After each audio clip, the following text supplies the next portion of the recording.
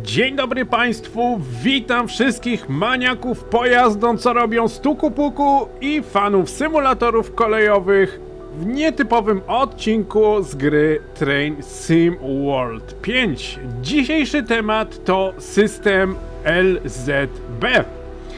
Pokażę Wam działanie systemu, omówię znaki, omówię wszystkie kontrolki i wytłumaczę, co w którym momencie się z systemem dzieje i jak należy zareagować. Jeżeli temat Cię zainteresował, to usiądź wygodnie i posłuchaj mojej opowieści.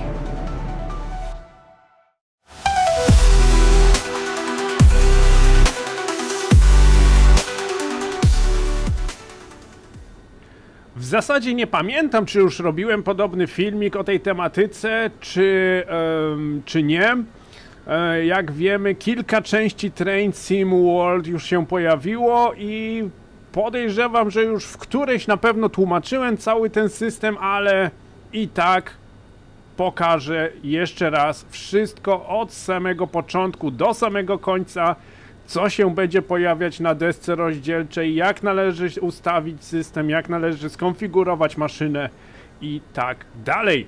Wejdźmy na pokład, przygotujmy lokomotywę do jazdy, siedzimy w lokomotywie Vectron firmy Flixtrain, włączamy tutaj kabinę, aktywujemy przepustnicę, hamulce, no przepustnicę może nie, hamulec zespolony, jazda kierunku do przodu i teraz włączamy systemy bezpieczeństwa.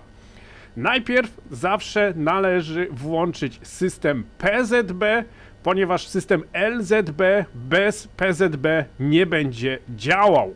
Włączamy system PZB. I jak teraz rozpoznać, czy LZB jest włączone, czy nie? Patrzymy na deskę rozdzielczą, specjalnie jeszcze tu usiądę.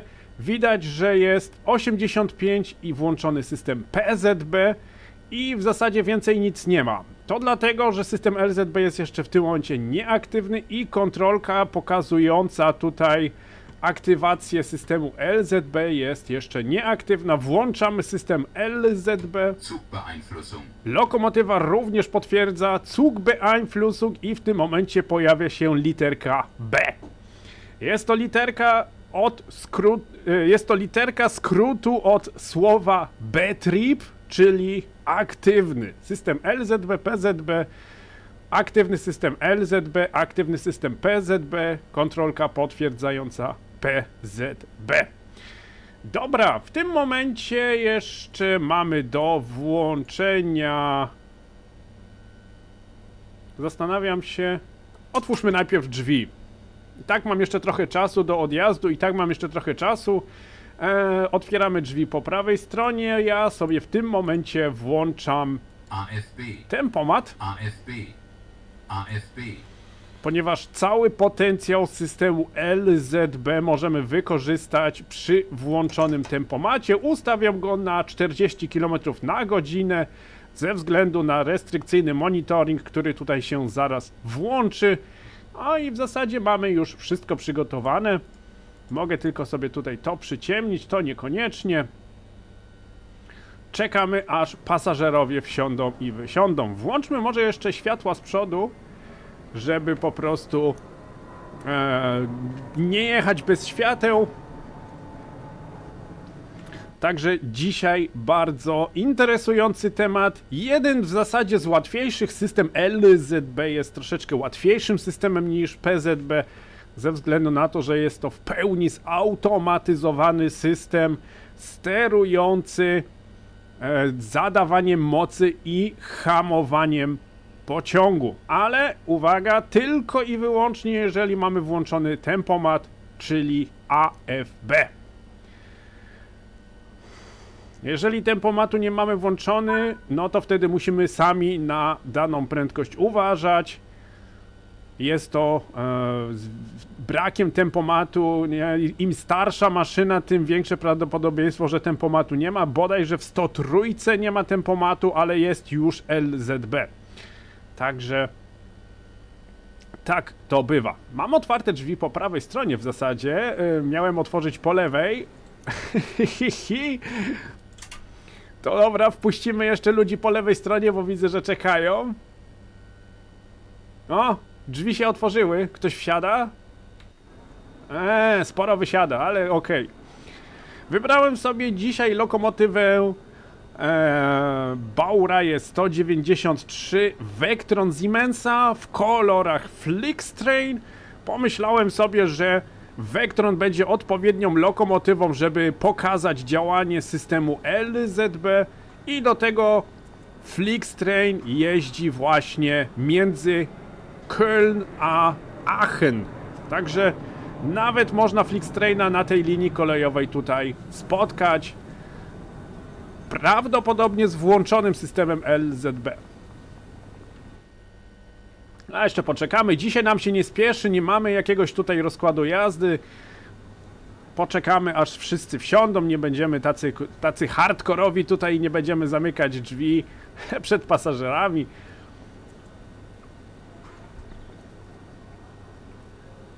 Poczekamy, aż ta miła pani z walizką jeszcze wsiądzie i wtedy... A myślałem, że już nie wejdzie na pokład. Zamykamy drzwi i możemy pomału ruszać do przodu. Luzujemy hamulec. Tempomat mi się wyłączył? Nie wyłączył mi się, jest aktywny. No dobra. Zadajemy moc. Patrzymy, czy hamulec się wyluzuje. Hamulec się wyluzuje. Jest to zabezpieczenie przed staczaniem się. Specjalne zabezpieczenie, jeżeli mamy właśnie włączony tempomat, mamy włączone AFB i stoimy gdzieś na stacji. 85 zaczęło mruga, pod spodem na żółto napisane jest V-Überwachung 45 km na godzinę. Oznacza to, że jesteśmy w restrykcyjnym monitoringu i więcej niż 45 km na godzinę jechać nam nie wolno, ale i tak nam nie wolno szybciej jechać, ponieważ przed chwilą semafor wyjazdowy pokazywał maksymalną prędkość 40 km na godzinę. W tym momencie jedziemy, do 40 możemy się rozpędzić. Bijemy tutaj na prawą stronę tego olbrzymiego rozjazdu torowiska tutaj. Ze względu na to, że my jedziemy w kierunku Aachen. Jeżeli jechalibyśmy tymi torami po lewej stronie, jechalibyśmy w kierunku Koblenz. No ale niestety w Train Sim World linii kolejowej Köln-Koblenz niestety nie ma. Za to jest w Train Simulator Classic i już prawdopodobnie tą linią kolejową jechałem, także zapraszam do mojej playlisty Train Simulator Classic, tam najprawdopodobniej się ta linia kolejowa pojawi.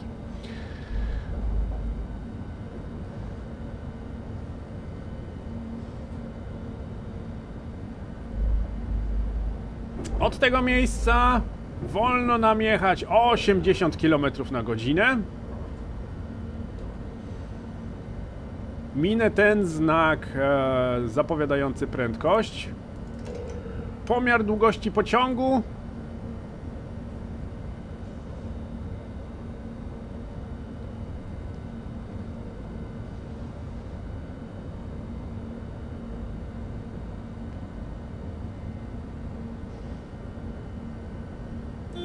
Dobra, teraz mogę 80 sobie ustawić.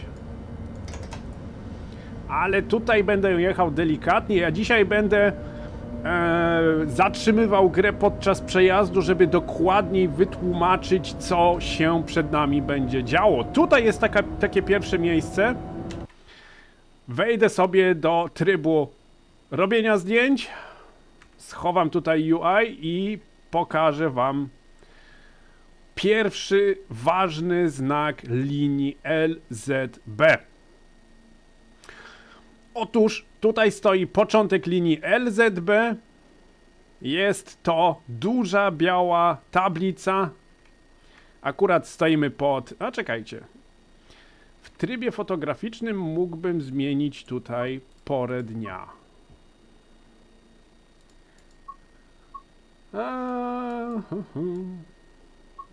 Nie będzie dobrze widać ze względu na to, chociaż tu, o. Biała, duża tablica z czarną obwolutką i napis LZB. Jest to tablica, która mówi o tym, że w tym momencie jest początek linii LZB i jeżeli mamy włączony system, to w zasadzie od tego miejsca przejmuje nas system LZB.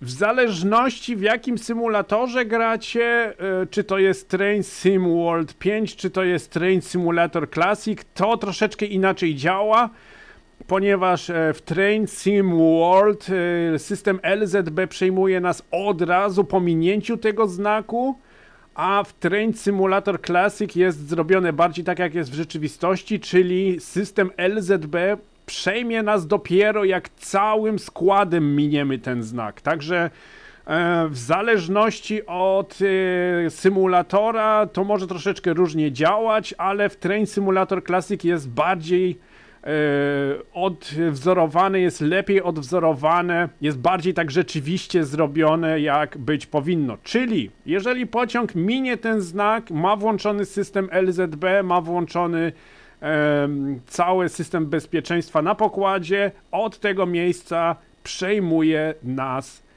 system LZB. I co się dalej dzieje? Zobaczcie sami. Wjeżdżamy tutaj pod górę. Tutaj po prawej stronie stoi znak LZB.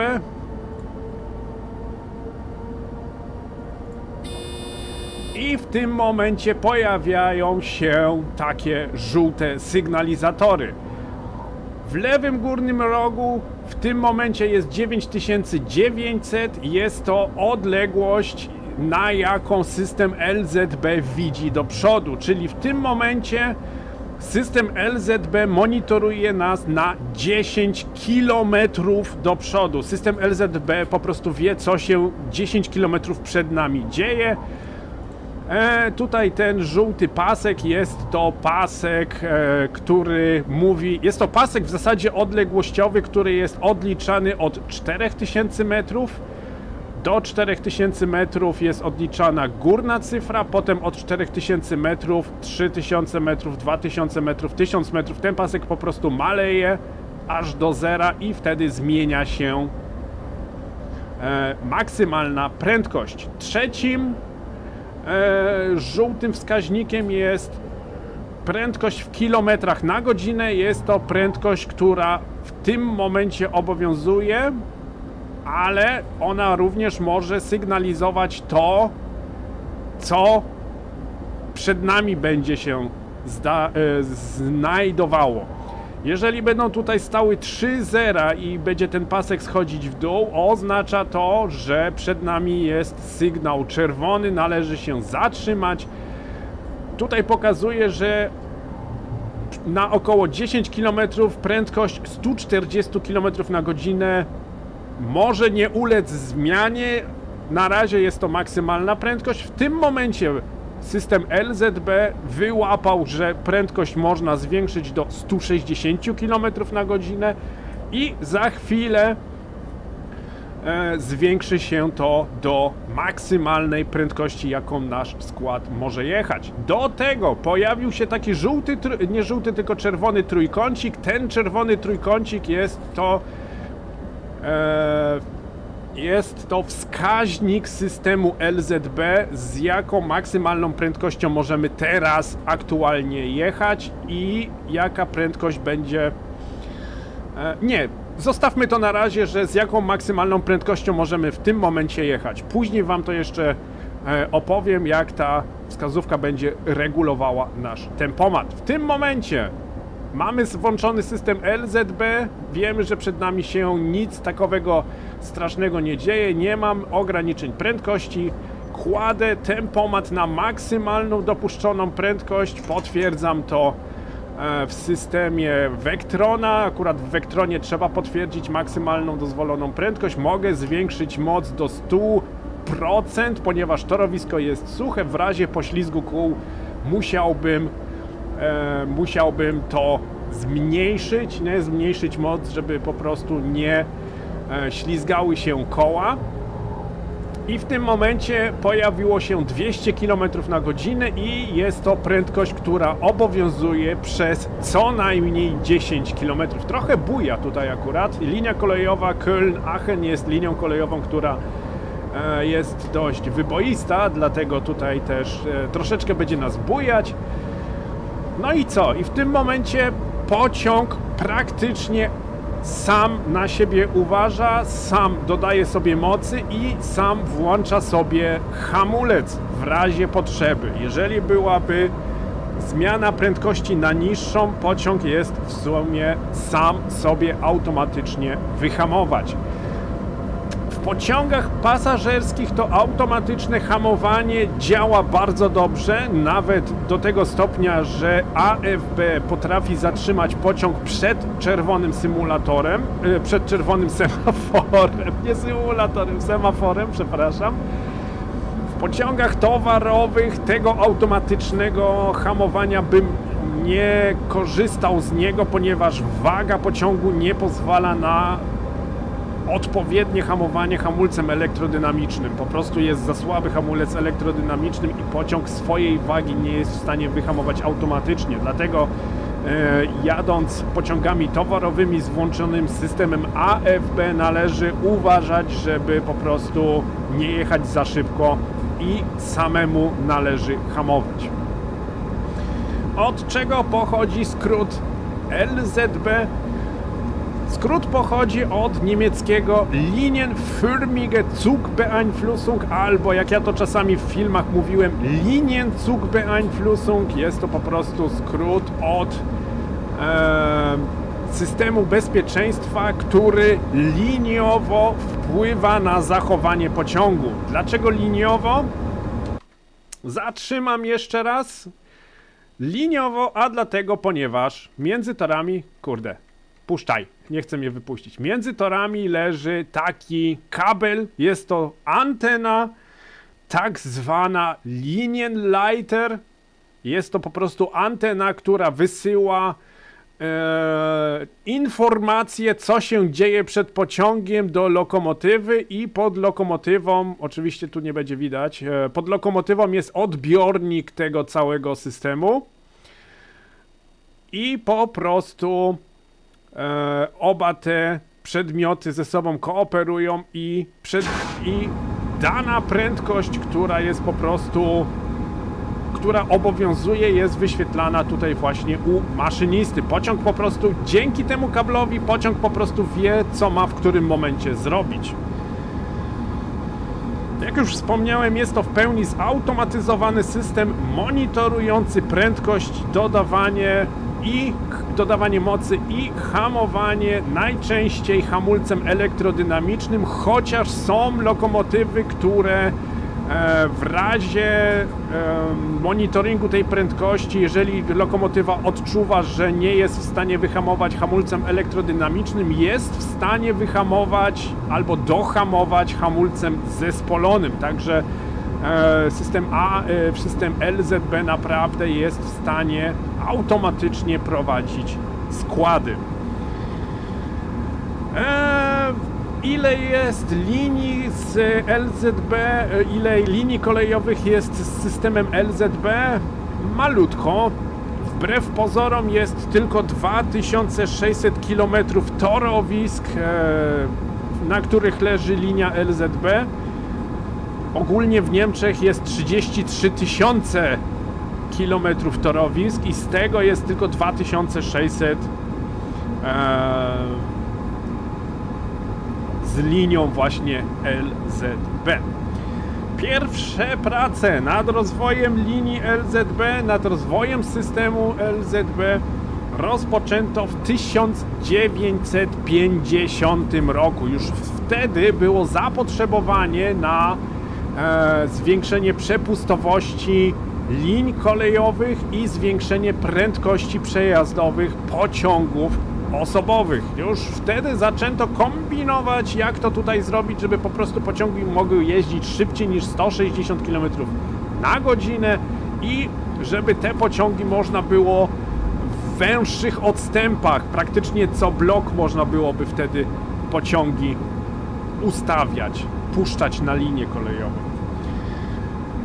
Pierwsze próby działania systemu PZB wykonywano w roku 1960, czyli praktycznie od 1950 do 1960 była ta linia kolejowa najpierw kreowana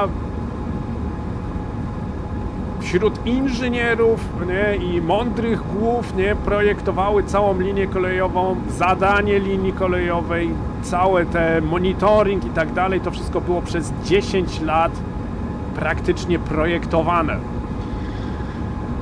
Pierwsze testy linii LZB, czyli przejazdów z linią LZB do prędkości 200 km na godzinę odbywały się w 1963 roku na 20-kilometrowym odcinku linii kolejowej między Forchheim i Bambergiem.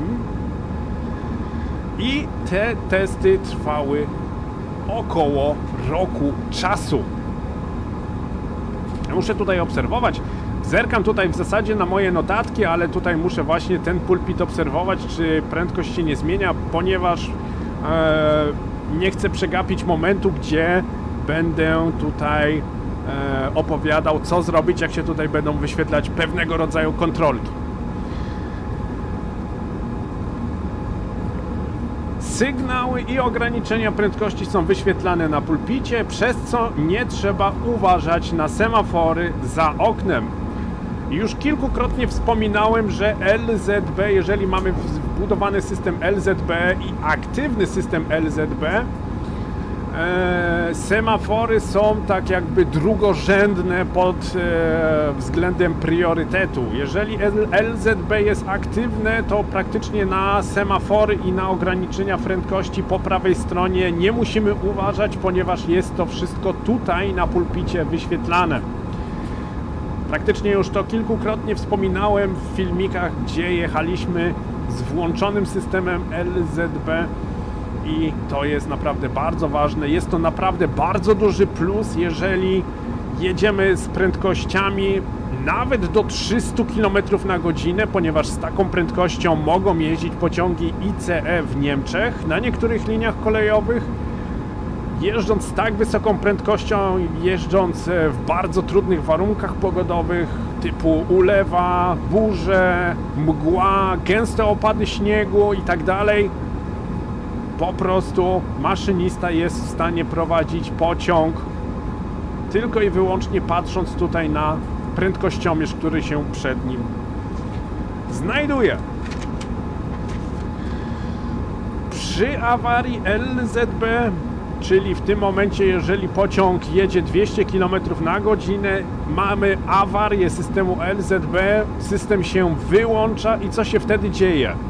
Wtedy system PZB automatycznie się włącza i jedziemy z prędkością 160 km na godzinę maksymalnie, czyli jeżeli doszłoby do tego, że jedziemy bardzo szybko, do 300 km na godzinę i nagle LZB przestaje działać. Mamy tak zwany Störung, mamy tak zwaną usterkę. Wtedy maszynista nie panikuje, tylko po prostu system PZB przejmuje cały pociąg i maszynista jedyne co musi zrobić, musi wyhamować pociąg do 160 km na godzinę, ponieważ pod wpływem systemu PZB można maksymalnie właśnie 160 km na godzinę jechać. Teraz już zauważyłem tutaj, coś zaczyna się zmieniać. Chwilowo jeszcze tutaj zatrzymam, żeby to tutaj ogarnąć. Jeszcze jedną ciekawostkę chciałbym tutaj opowiedzieć, że system LZB pojawił się również w Austrii na liniach kolejowych, na których uczęszczają pociągi Intercity ICE-T i pociągi Railjet. Z taką różnicą, że maksymalnie w Austrii można jechać 230 km na godzinę właśnie pod wpływem LZB. Dobra, wracamy do kabiny i zaczynam Wam w tym momencie coś opowiadać.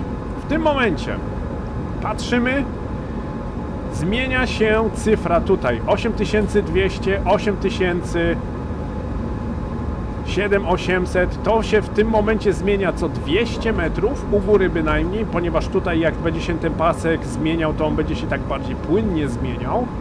W tym momencie maszynista dostaje informację, że za około 7000 metrów dojdzie do zmiany ograniczenia prędkości. Najprawdopodobniej w dół, bo w górę nie jest sygnalizowane, w górę zwiększenie prędkości jest zawsze, zmienia się automatycznie i nie jest nigdzie sygnalizowane, ale za około 6000 metrów dojdzie do zmniejszenia prędkości, w tym przypadku do 160 km na godzinę. Teraz bardzo ważne, ten czerwony trójkąt i ta czerwona kropka, czerwony trójkąt i żółta kropka, one w tym momencie będą zaraz spadać.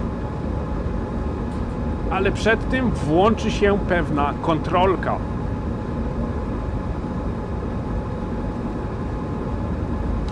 W tym momencie, ja to jeszcze raz zatrzymam, żeby to dokładnie wytłumaczyć. Wejdę do kabiny.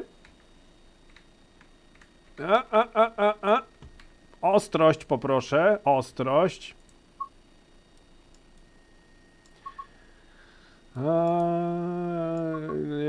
Okej. Powiedzmy, że tak, bo nie jestem w stanie wyregulować ostrości tutaj na zdjęciach. Okej, co my w tym momencie mamy? 1800 metrów, zmiana prędkości do 160 km na godzinę, zapaliła się kontrolka G. Czerwona kontrolka. Jest to kontrolka od skrótu GFAR, czyli niebezpieczeństwo. W tym momencie Vectron mówi nam, że Bremseinsatzpunkt erwarten. Jeżeli maszynista widzi tą kontrolkę, powinien zacząć hamować. W pociągach towarowych bardzo ważne. Jeżeli w pociągu towarowym jedziemy z włączonym systemem LZB i pojawia się czerwona kontrolka G, maszynista musi wdrążyć hamowanie. Inaczej będzie problem, inaczej nie wyhamuje. W pociągach osobowych typu Railjet, jak już wspomniałem, Flixtrain, wszystkie pociągi Intercity oraz wszystkie jednostki ICE hamują automatycznie. Także jeżeli widzicie ikonkę G, oznacza to GFAR, czyli niebezpieczeństwo, należy zacząć wytracać prędkość, należy zacząć hamować. W tym momencie czerwony trójkąt i żółty punkt zaczną spadać, zaczną opadać do 160 km na godzinę. Jest to tak zwana widoczna krzywa hamowania. Jest to tak zwana sichtbare Bremskurve, która po prostu jest obliczana przez system LZB. Ta krzywa hamowania jest też bardzo ważna przy systemie PZB, ale to już tłumaczyłem w innym filmiku. System LZB tą krzywą hamowania po prostu będzie nam w tym momencie pokazywał. Jak to wygląda? Zobaczymy. 1600 metrów, 160 km na godzinę. Lokomotywa zaczęła hamować hamulcem elektrodynamicznym. I jak widzimy, czerwony trójkąt ściąga maksymalną prędkość AFB w dół do 160 km na godzinę. Za 600 metrów musi mieć lokomotywa 160 km na godzinę. 200 metrów. Ja już mam 160 km na godzinę.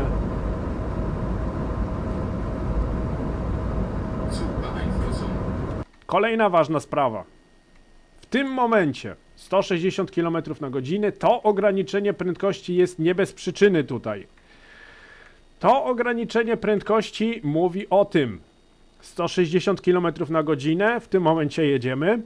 Pojawiło się LZBND. Najczęściej w lokomotywach jeszcze mruga żółta kontrolka, na której pisze ND. Oznacza to, że linia LZB kończy się i przestaje nas monitorować. Prawidłowa reakcja w tym momencie jest uwolnienie się od linii LZB. Potwierdzenie faktu, że przyjęliśmy do wiadomości, że linia LZB się kończy. Uwalniamy się od tej linii LZB. W jaki sposób? Albo naciskamy na klawiaturze przycisk END, czyli środkowy przycisk guzików LZB, a jak nie, to mamy tutaj 3 przyciski PZB, LZB. Prawy jest potwierdzanie, środkowy jest uwalnianie. Środkowym guzikiem LZB, PZB uwalniamy się od całego systemu. Jeżeli tego nie zrobimy, dostaniemy nagłe hamowanie. Także nie dziwcie się, że jeżeli LZB mruga i pokazuje koniec linii, jeżeli czegoś nie wykonamy, dostaniemy nagłe hamowanie. Jest to jak najbardziej poprawne działanie tego systemu bezpieczeństwa. Ponieważ lokomotywa uważa, że maszynista nie przyjął do wiadomości, że coś się zmienia w systemie bezpieczeństwa i wtedy maszyna automatycznie wyzwala nagłe hamowanie, ponieważ maszynista prawidłowo nie zareagował. Dobra, patrzymy, co się dzieje dalej. 160, LZBND. Ja się uwalniam i w tym momencie Vectron mówi nam Signale und Fahrplan beachten. W tym momencie Vectron mówi nam, że jesteśmy uwolnieni od linii LZB i w tym momencie my musimy uważać na to, co się przed nami dzieje, ponieważ system już nie będzie monitorował zmian ograniczeń prędkości, tylko po prostu my już jesteśmy odpowiedzialni za to, co się przed nami dzieje.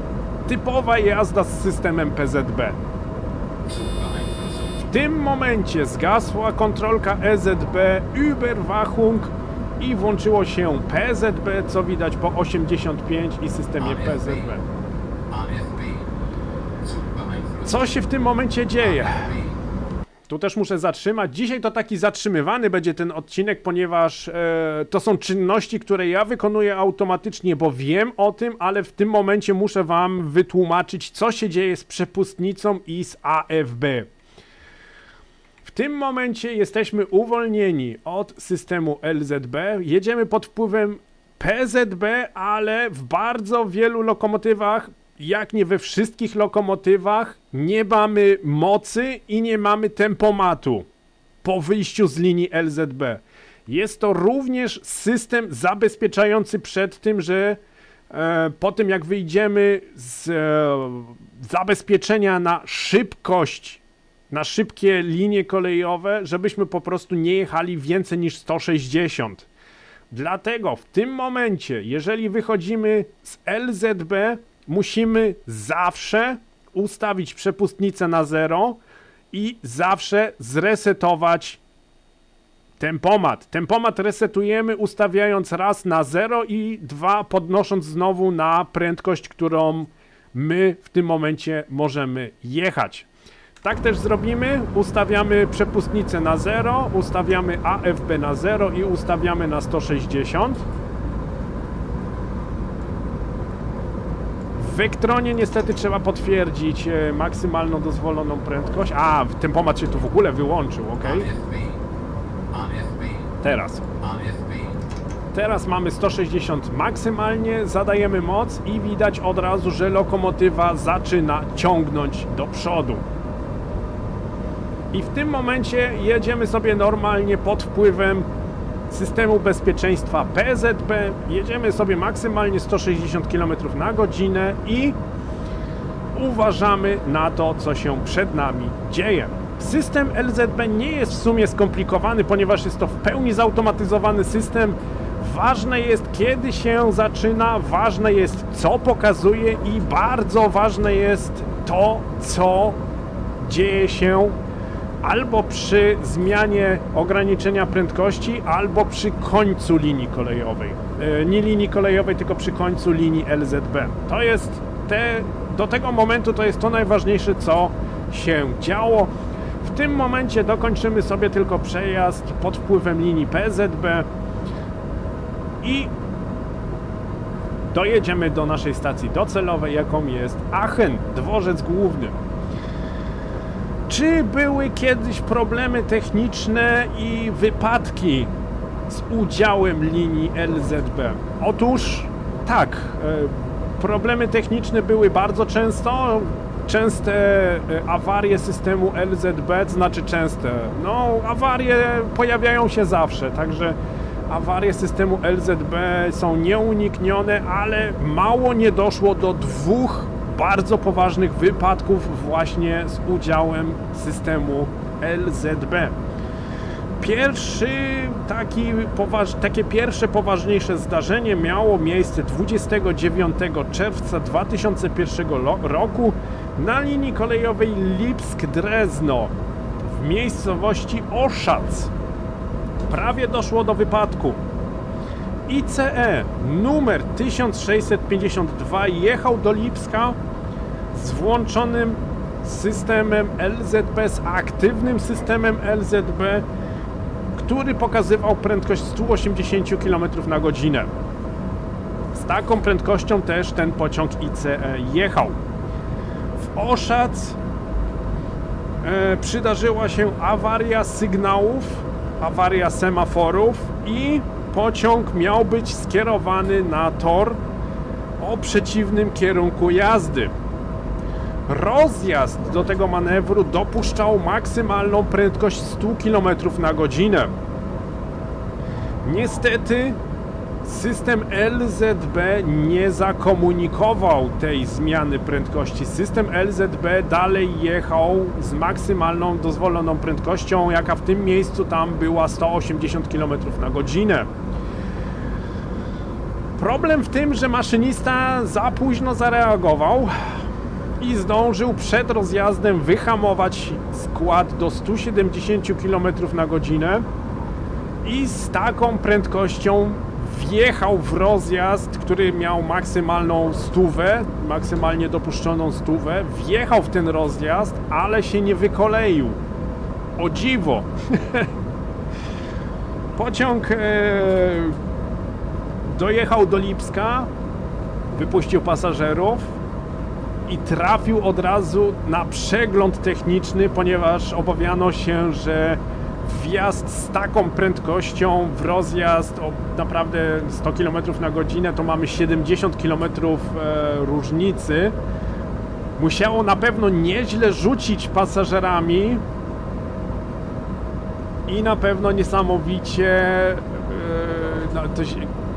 nie mogę sobie wyobrazić zdziwienia maszynisty. Jedziesz 170 km na godzinę i nagle jesteś wrzucony w rozjazd, w którym powinieneś mieć praktycznie o połowę mniej kilometrów na liczniku niż w tym momencie. Także, o Jezu, aż strach pomyśleć, nie? Drugie zdarzenie miało miejsce tego samego roku, o dziwo, 17 listopada roku 2001, ICE numer 91 relacji Hamburg-Wiedeń 120, ok.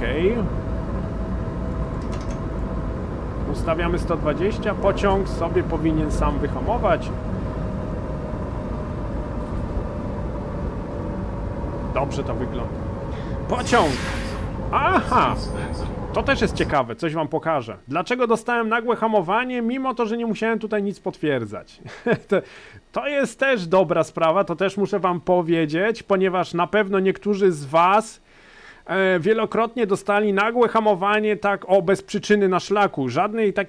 Żadnego takiego ograniczenia prędkości poniżej 100, gdzie trzeba było potwierdzić PZB i nagle dostajecie nagłe hamowanie. Czekajcie, tylko trochę dam radę zwiększyć jasność? No nie bardzo. Nic nie szkodzi. Otóż na liniach kolejowych leżą tak zwane GPA. Geschwindigkeitsprüfabschnitt. Są to 3 magnesy PZB, które leżą jeden za drugim. Jeden jest przed semaforem w tym przypadku i 2 leżą tutaj. Jeżeli jedziemy z prędkością większą niż w tym miejscu jest dozwolona, a po prostu w tym momencie system wyłapał to, że ja jadę za szybko, Prędkość została zmierzona. Geschwindigkeitsprüfabschnitt. Odcinek mierzący prędkość. Ja w tym momencie jechałem za szybko, nie zareagowałem hamulcem zespolonym, tylko chciałem wyhamować tempomatem, jechałem za szybko, dostałem nagłe hamowanie.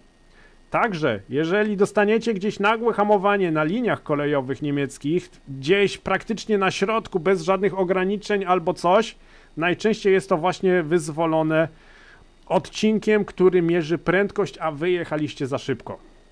Dobra, wracamy do kabiny i oczywiście pojawia się tutaj tekst bez nagłego hamowania, odcinek stracony. Potwierdzam. Jechałem po prostu za szybko. Nie, uwolnić się. I jeszcze raz się uwolnić. Nagłe hamowanie w tutorialu. No dobra, ale mogę wam przynajmniej opowiedzieć, co się w tym momencie dzieje.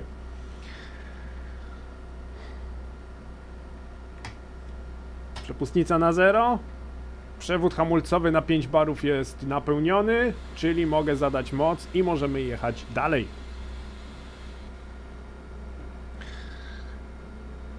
Dobra, jeszcze raz. Pociąg relacji Hamburg-Wiedeń miał przed sobą zepsuty pociąg towarowy, który trzeba było wyminąć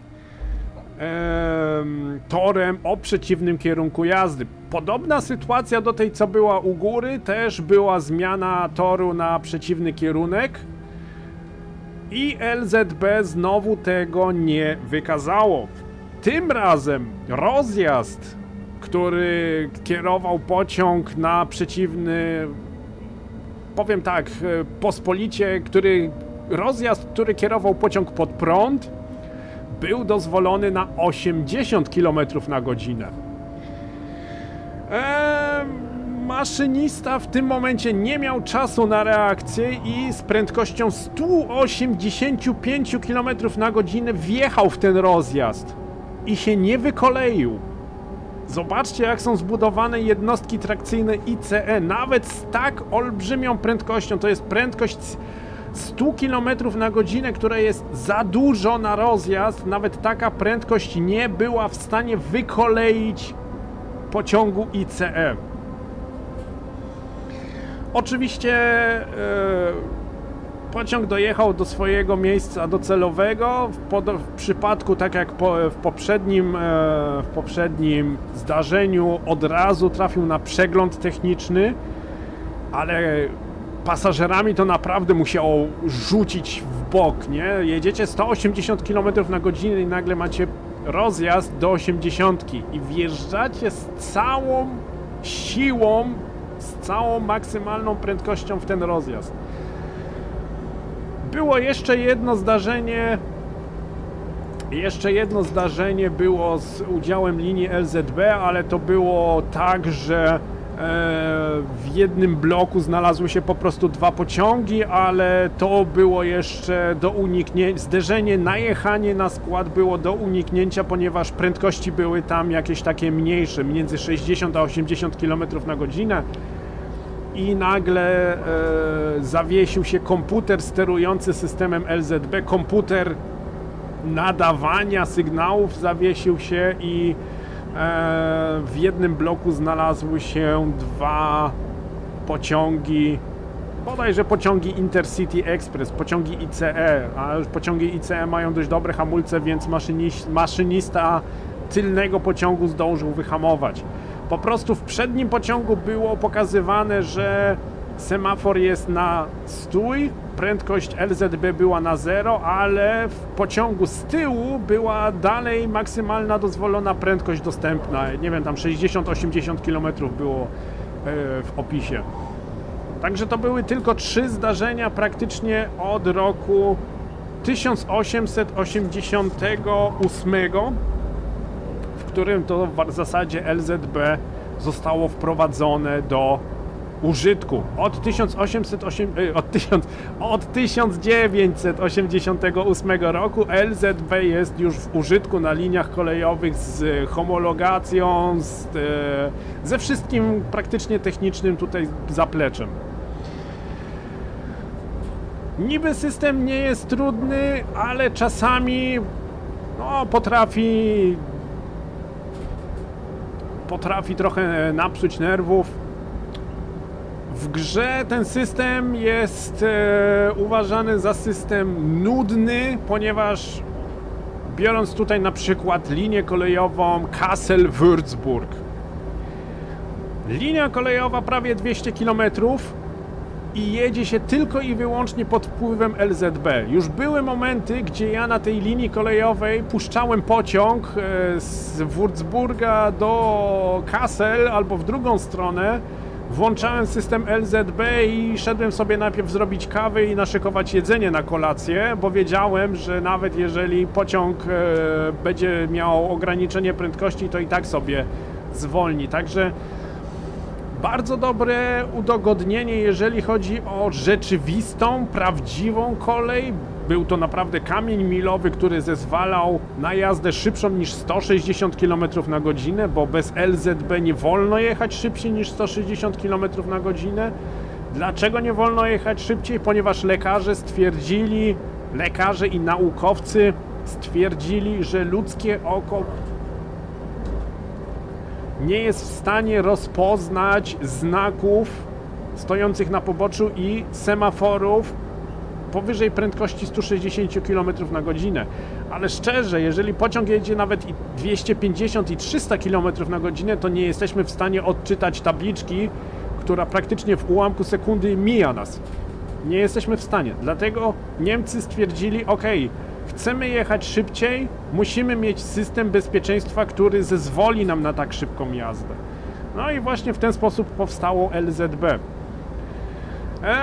Do roku 2030 LZB ma zniknąć z niemieckich linii kolejowych.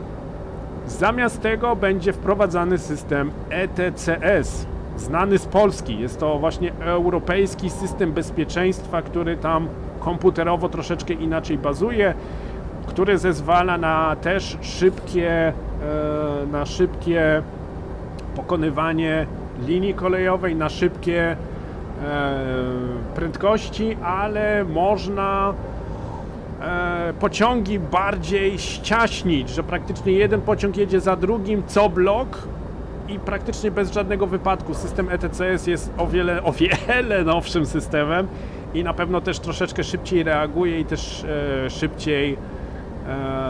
szybciej działa niż LZB. Przed nami semafor mrugający, semafor wieloodcinkowy, zapowiadający prędkość 120 km na godzinę. Ja jadę tutaj dość wolno, 110 jadę.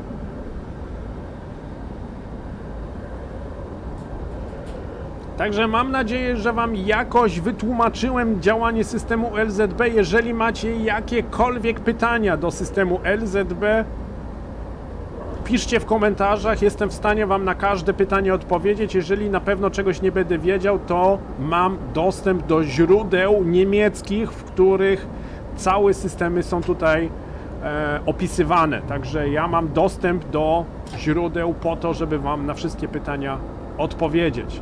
Od tego semafora 120, od następnego 100.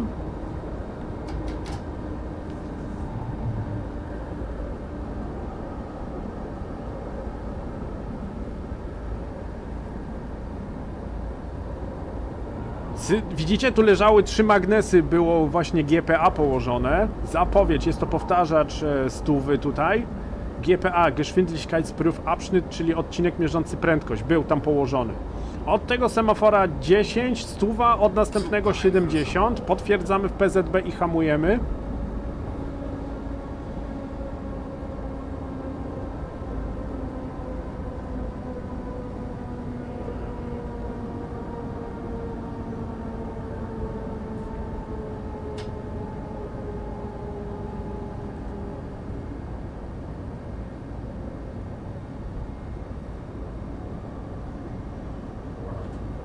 Powtarzacz 70, zapowiedzi 70.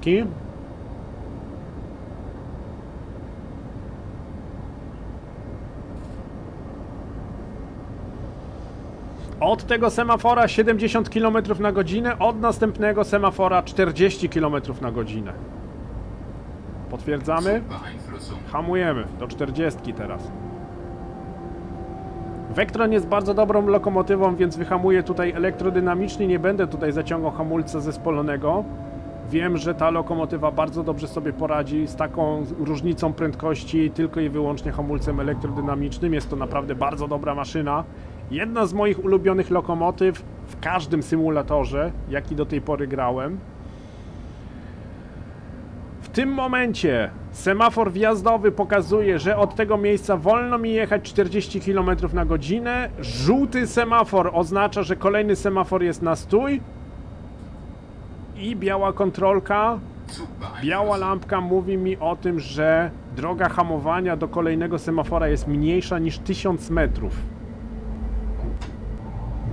I tym samym dojechaliśmy do dworca głównego w Aachen. Jak już wspomniałem, macie jakiekolwiek pytania do systemu LZB, walcie śmiało w komentarzach. Jestem w stanie odpowiedzieć na każde pytanie, jestem w stanie zająć się każdym problemem. Jeżeli ja sam nie będę wiedział informacji na wasze pytanie, to na pewno będę w stanie wyszukać tych informacji.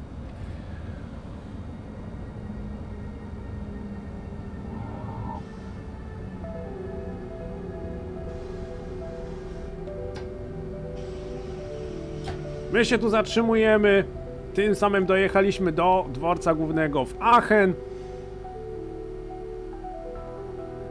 Otwieramy drzwi po lewej stronie. Ja się z wami pomału żegnam. Dziękuję serdecznie za uwagę, dziękuję serdecznie za wspólnie spędzony czas. Jeżeli filmik wam się spodobał, jeżeli wytłumaczyłem wam działanie tego systemu bezpieczeństwa, super. Jeżeli nie, pytajcie. Jeżeli filmik się spodobał, zostawcie lajka, zasubskrybujcie kanał, by nie przegapić innych filmików o tematyce symulatorów kolejowych, głównie niemieckie linie kolejowe. Ja wam życzę miłego dnia, trzymajcie się ciepło, do zobaczenia, cześć!